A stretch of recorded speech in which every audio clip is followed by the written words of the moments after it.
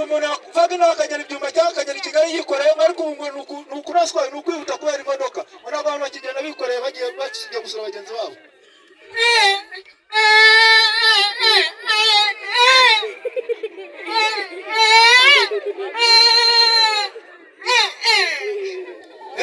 kuvuga ko umuntu agenda yambaye ibirenge none amaba yica umuntu none umuntu akaba yambaye inkweto ubu ntabwo akigenda n'ibirenge ngo amabice ubu gushimira nyakubahwa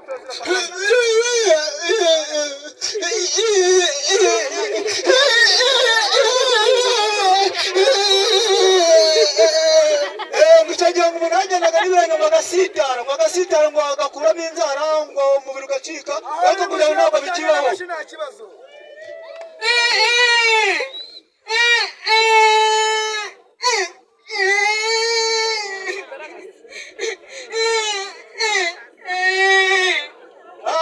ngo inda zari zisha abantu none minana zisha abantu bakubera yuko ayaduhaye kugira isuku abanyarwanda twese dufite isuku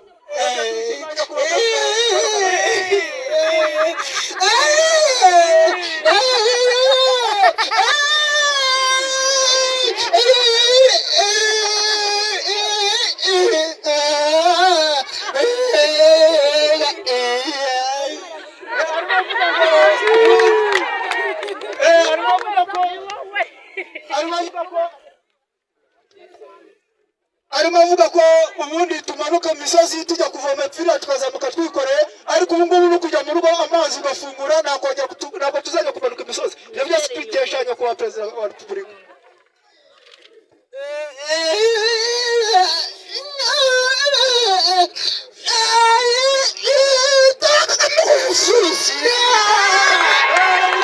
gutera Kagame ngo kugipfusa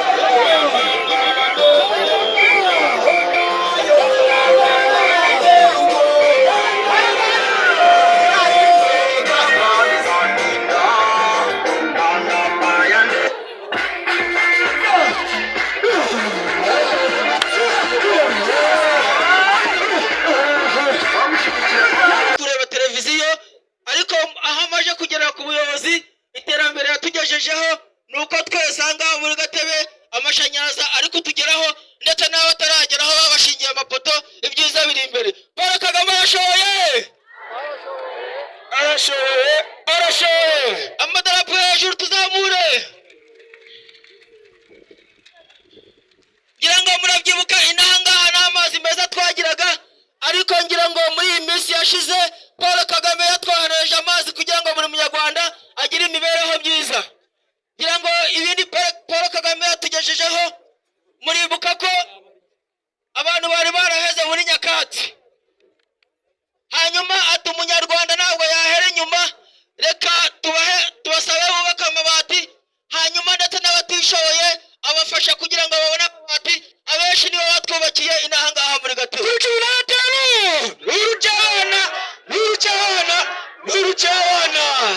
murakoze cyane ngira ngo rero ibigo bya Paul Kagame ni byinshi ngira ngo muribuka